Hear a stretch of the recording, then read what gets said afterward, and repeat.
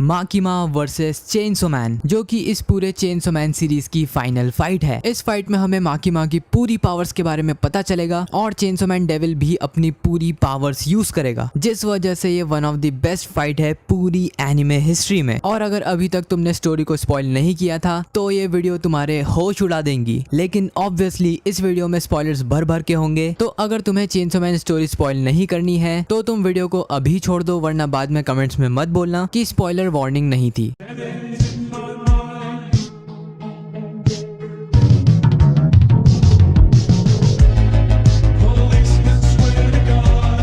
सो previously gun devil arc में हम लोगों ने देखा था कि माकिमा के कुछ अल्टीरियर मोटिव्स की वजह से आकी उसके साथ कॉन्ट्रैक्ट कर लेता है और एंड में एक गन फील्ड बन जाता है। उसके बाद फिर उसकी और देंजी की फाइट होती है, जो कि काफी इमोशनल फाइट थी, और एंड में आकी हायाकावा की मौत हो जाती है। और एग्जैक्टली वहीं से हमारी कहानी की शुरुआत होती है, जब देंजी और पावर साथ में बैठकर गेम्स खेल रहे होते हैं और साथ ही खाना भी खा रहे होते हैं। जिसके बाद देंजी पावर को बोलता है कि वो थोड़ी देर में आइसक्रीम को खरीद कर वापस आ जाएगा और साथ ही वो पावर के लिए राइस बॉल्स भी लेकर आएगा। फिर देंजी कुछ आइसक्रीम्स को खरीद लेता है और एक बेंच पर जाकर बैठ जाता है और उन्हें खाने लगता है। उसकी आइसक्रीम खत्म हो जाती है जिसके ऊपर लिखा था विनर, और ये देखते से ही देंजी बोलता है कि मैंने आकी को मार दिया और पूरी आइसक्रीम को अपने मुंह से बाहर निकाल देता है। फिर वो उसी बेंच के ऊपर लेट जाता है और सोचने लगता है कि कैसे वो आकी की डेथ के बाद बहुत ज्यादा दुखी हो गया है। इनफैक्ट उसे तो अब समझ भी नहीं आ रहा कि अब वो करेगा क्या। तभी वहां पर माकिमा आ जाती है और देंजी का हाथ पकड़ लेती है और बोलती है कि तुम्हारे हाथ काफी ठंडे हैं, और फिर बोलती है कि चलो देंजी तुम मेरे साथ मेरे घर चलो। फिर वो दोनों ही माकिमा के घर चले जाते हैं। जैसे ही माकिमा गेट खोलती है कई सारे डॉगीज उनके ऊपर कूद जाते हैं। माकिमा उन्हें खिलाने लगती है और देंजी भी उन डॉगीज के साथ मस्ती करने लगता है। फिर माकिमा उन दोनों के लिए ही चाय बनाकर लाती है और फिर देंजी के साइड में बैठकर उन डॉगीज के साथ खेलने लगती है। देंजी माकिमा को खेलते हुए और खुश होते हुए देखता है, जिससे वो काफी ज्यादा रिलैक्स्ड और टेंशन फ्री फील करता है। फिर माकिमा देंजी से बोलती है कि तुम्हें याद है गन डेविल को मारने के लिए मैंने तुम्हें एक विश के लिए बोला था, तो अब मुझे बताओ क्या है तुम्हारी विश। फिर देंजी कुछ देर के लिए चुप होकर सोचने लगता है कि आखिर उसे चाहिए क्या, और फिर देंजी बोलता है कि मुझे भी तुम्हारे डॉग्स की तरह तुम्हारा पेट बनना है। माकिमा उससे पूछती है कि इसका क्या मतलब है। तब देंजी बोलता है कि वो चाहता है कि कोई और उसके लाइफ के डिसीजंस ले और बस वो उन डिसीजंस को फॉलो करे, क्योंकि जैसे जैसे उसकी लाइफ में रिलेशंस और रिस्पॉन्सिबिलिटीज बढ़ी हैं और उसने खुद के जितने भी डिसीजंस लिए हैं उन सभी डिसीजंस का उसे सिर्फ पछतावा ही हो रहा है। जैसे कि आकी को मारना, अगर वो आकी को नहीं मारता तो वो कई सारे लोगों को मार देता। तो बस वो चाहता है कि माकिमा उसके सारे डिसीजंस ले ले और वो बिना किसी टेंशन के चैन की सांस ले। माकिमा उससे पूछती है कि क्या तुम सच में यही चाहते हो, जिस पर देंजी बिना किसी भी रिएक्शन के हाँ बोलता है। एंड इस पैनल से हमें पता चलता है कि देंजी पहले से अब कितना ज्यादा बदल गया है। पहले उसका गोल सिर्फ खाना पीना और लड़की था, लेकिन अब वो लाइफ की ऐसी स्टेज में है जब उसे कुछ पता ही नहीं है कि आगे क्या करना है। फिर माकिमा उसे कुछ डॉग जैसी चीजें करने के लिए बोलती है, जैसे कि शेक हैंड और वो सब। देंजी वो सारी चीजें परफॉर्म करता है और माकिमा इसके बदले में उसे शाबाशी देती है और उसके सर पर अपना हाथ फेरती है। और फिर देंजी सोचता है कि जब वो खुद कोई फैसला नहीं लेता, माकिमा लेती है, तब वो कितना ज्यादा रिलैक्स्ड फील करता है। फिर सडनली गेट खटखटाने की आवाजें आती है और माकिमा देंजी को बताती है कि उसने पावर को पहले ही बुलवा लिया था और अभी गेट के बाहर पावर ही खड़ी है। देंजी उससे पूछता है लेकिन क्यों, जिस पर माकिमा बोलती है कि कुछ भी सोचो मत, बस जैसा मैं बोलती हूँ वैसा ही करो। और इसके जवाब में देंजी बिल्कुल एक डॉग की तरह वुफ करता है। फिर वो देंजी का हाथ पकड़ लेती है और उसे गेट की तरफ ले जाने लगती है और बोलती है कि तुम गेट को खोलोगे और मैं उसे मार दूंगी। देंजी वुफ बोलने ही वाला था, लेकिन वो बोलता है क्या, कहीं तुम मजाक तो नहीं कर रही हो। जिसके रिस्पॉन्स में माकिमा बोलती है कि जल्दी से गेट को खोलो। फिर देंजी धीरे धीरे गेट की तरफ बढ़ता है और गेट को खोलने ही वाला था, तभी उसके दिमाग में आता है दरवाजे को बिल्कुल मत खोलना, बिल्कुल वैसे ही जैसे उसे सपनों में आता है। लेकिन फिर भी देंजी गेट को खोल देता है और ये रियलाइज करता है कि कल तो उसका बर्थडे है, तो पावर उसके लिए केक लाई होगी। गेट खोलते ही उसकी नजर पड़ती है पावर पर, जो कि केक लेकर उसके सामने खड़ी थी और बस पावर कुछ बोलने ही वाली थी, उससे पहले ही माकिमा आती है और बोलती है बैंग। एंड हम देखते हैं कि लिटरली पावर मर चुकी है। माकिमा ने लिटरली पावर को मार दिया। पावर की आधी बॉडी फट जाती है और उसका सिर्फ सर और पैर ही बचते हैं। देंजी की आंखों के सामने पावर का सर उसके पैरों में गिर जाता है। देंजी जो कि अब पूरी तरीके से शॉक था और समझ नहीं पाता है कि क्या ये सच्ची में हो रहा है। माकिमा उसके हाथ को पकड़ती है और बोलती है कि चलो देंजी अब अच्छे बच्चे की तरह अंदर अंदर चले जाओ। देंजी कुछ बोलना चाहता है लेकिन उसके मुंह से एक भी वर्ड नहीं निकलता। माकीमा फिर पावर की डेड बॉडी के ऊपर गेट को बंद कर देती है और देंजी को लेकर अंदर चली जाती है। देंजी जिसे कुछ भी यकीन नहीं हो रहा था वो माकीमा से पूछता है कि क्या ये सपना है। फिर माकीमा देंजी की गोद में आ जाती है और जोर जोर से हंसने लगती है और देंजी से अपनी शर्ट उतारने के लिए बोलती है। जब देंजी अपनी शर्ट उतार देता है तब वो देंजी के चेस्ट पर लगी कॉर्ड से खेलने लगती है और उसे बताती है कि देंजी और पोचिता के बीच में जो भी हुआ है वो सब एक कॉन्ट्रैक्ट है। फिर माकीमा उसे बताती है कि उसी ने उसे एक बड़ा भाई दिया यानी कि आकी, एक छोटी बहन दी यानी कि पावर, एक फैमिली दी, एक जॉब दी, एक करियर दिया और उसके बाद एक ही झटके में उससे सब कुछ छीन लिया। देंजी घबराते हुए पूछता है कि लेकिन ऐसा क्यों, जिस पर माकीमा बोलती है कि अब तुम्हें अपने पापों की सजा मिलेगी और माकीमा बोलती है कि अब जब भी देंजी खुश होगा तब उसकी सारी खुशियां माकीमा छीन लेगी।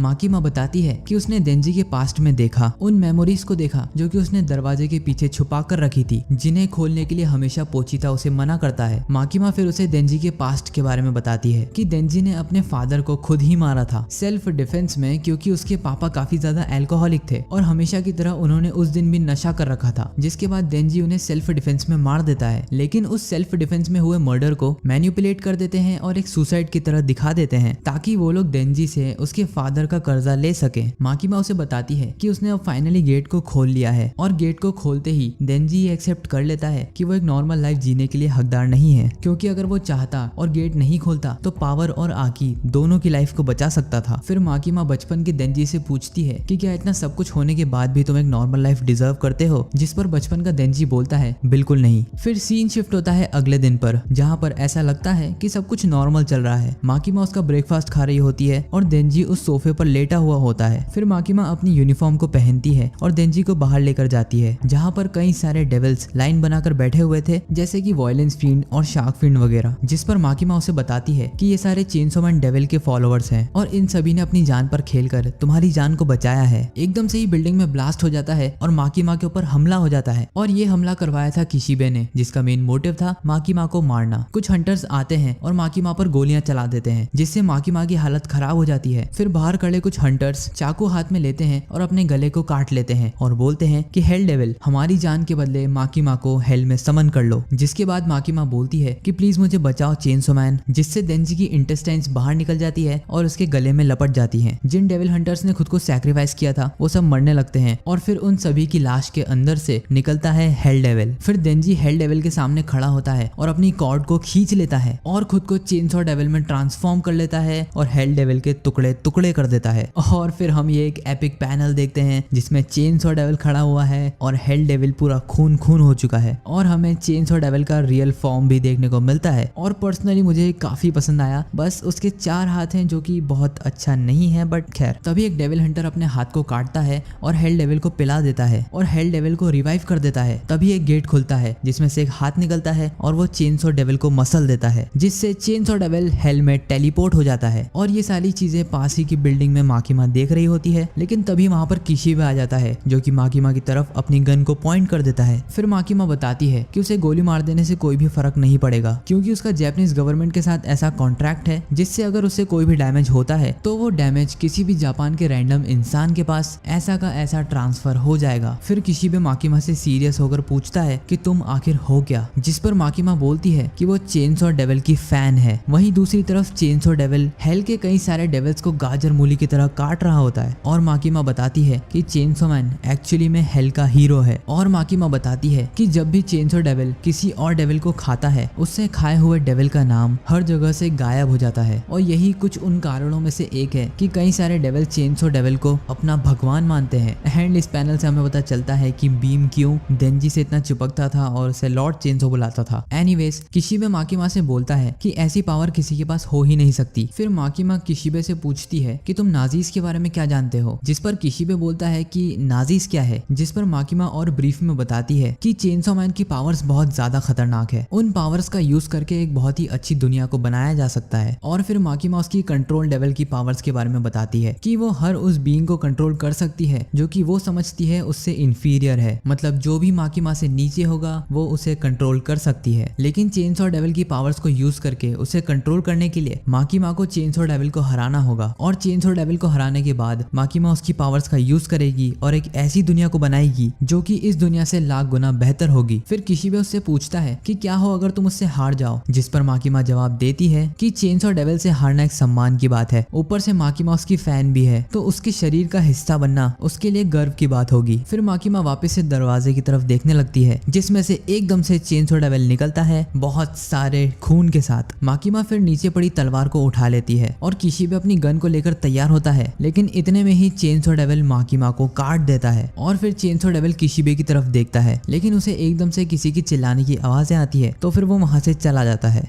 फिर हमें एक बर्गर रेस्टोरेंट दिखाया जाता है जहां पर कोबेनी काम करती है। वहां के एम्प्लॉयज कोबेनी को फोर्स करते हैं कि वो उनके फैमिली बर्गर रेस्टोरेंट के लिए एक बर्गर डांस करे और उसके लिए वो उसे काफी परेशान भी करते हैं। तभी कोबेनी अपने मन में ये बोलती है कोई मुझे बचाओ, एंड वहां पर सडनली देंजी आ जाता है जो कि बेसिकली चेनसॉ डेविल है। कोबेनी के को-वर्कर्स चेनसॉ मैन को देखकर डर जाते हैं। वहां पर एक बैठा हुआ कस्टमर वहां से भागने की कोशिश करता है लेकिन चेनसॉ मैन उसे खत्म कर देता है। फिर चेनसॉ मैन वहां पर एक सीट पर जाकर बैठ जाता है और एक हैमबर्गर ऑर्डर करता है। कोबेनी और बाकी के स्टाफ मेंबर्स जो कि बुरी तरीके से डरे हुए थे अब जैसे तैसे हैमबर्गर को बनाते हैं और कोबेनी उसे सर्व करने जाती है, लेकिन उससे पहले ही वो डर कर गिर जाती है और पूरा हैमबर्गर चेनसॉ मैन के ऊपर फेंक देती है। लेकिन चेनसॉ मैन इस पर कुछ भी रिएक्ट नहीं करता है जिससे स्टाफ मेंबर और भी ज्यादा डर जाते हैं। फिर दूसरी बार कोबेनी फिर से हैमबर्गर लेकर जाती है लेकिन इस बार फिर से वो गिर जाती है। ये देखकर कोबेनी का बॉस बोलता है कि मैं समझ गया, अभी तक जो भी हो रहा था ये सब प्रैंक था और बस अब मुझे कोई हिडन कैमरा ढूंढना है जो कि यहीं कहीं लगा होगा। लेकिन चेनसॉ मैन इंस्टेंटली उसका सर काट देता है। फिर चेनसॉ मैन को याद आता है कि उसे हमेशा से एक लड़की के साथ डेट पर जाना था, इसीलिए वो कोबेनी को उठाता है और वहां से बाहर ले जाता है। फिर वो दोनों ही आइसक्रीम खाते हैं और उनके सामने जो भी आता है चेनसॉ डेविल उन्हें काट देता है। फिर चेनसॉ मैन कोबेनी को एक डांस